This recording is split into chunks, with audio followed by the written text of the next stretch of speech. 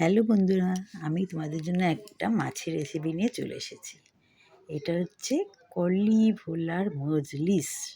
কী কী লাগছে দেখে নাও। আচ্ছা, প্রথমে প্যানের মধ্যে তেল দিয়ে ওটা সর্ষের তেলে রান্না হবে। ভোলা মাছগুলোকে খুব ভালো করে ধুয়ে নিয়েছি, কেটে ধুয়ে নিয়ে তারপরে এসে আমি মাখিয়ে রেখেছিলাম এগুলো বুদ্ধ করে ভালো ভেজে তুলে রেখেছি। তারপরে আমি প্যানে ওই তেলটার মধ্যেই, আমি বেশি তেল দিই না, ওই তেলের মধ্যে জিরে ফোড়ন দিয়ে তারপরে আমি আদা, রসুন, একটু পেঁয়াজ এগুলো পেস্ট করে রেখেছিলাম আর কাঁচামরিচ এটা আমি দিয়ে দিলাম। দিয়ে একটু নাড়াচাড়া করছি। নাড়াচাড়া করে একটু হলুদ দিয়ে দেবো, দিয়ে ভালো করে নাড়বো।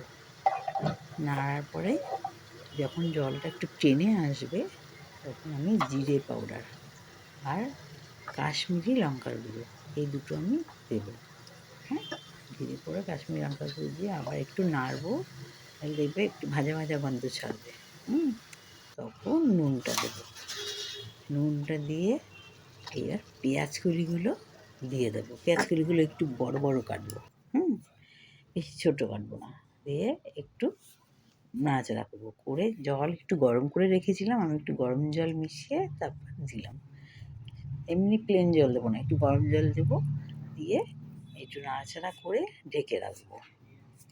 ঢেকে রেখে তারপর যেই তেল ছাড়বে তখন আমি মাছগুলো একে একে দিয়ে দেবো। দেখো তেল যেই ফুটে আসছে, তেলটাও ছাড়ছে, তখন এই যে মাছগুলো আমি আস্তে আস্তে দিয়ে দেবো। ভোলা মাছ তো বেশি সময় লাগে না, অল্প সময়ের মধ্যেই রান্না হয়ে যায়। খুব সাবধানে দেবে। দিয়ে ঢেকে রেখে আবার একটু উল্টিয়ে দেবে। আমি তাই করেছি। ঢেকে রেখে আস্তে করে উল্টিয়েছি। উল্টে দিয়ে লাস্টে আমার ধনেপাতা কুচি করে রেখে দিয়েছিলাম, সেটা একটু ছড়িয়ে দিলাম। ধনেপাতা কুচি ছড়িয়ে দিলাম, হয়ে গেল কলি ভোলার মজলিস। বাই, ভালো লাগলে সাবস্ক্রাইব করে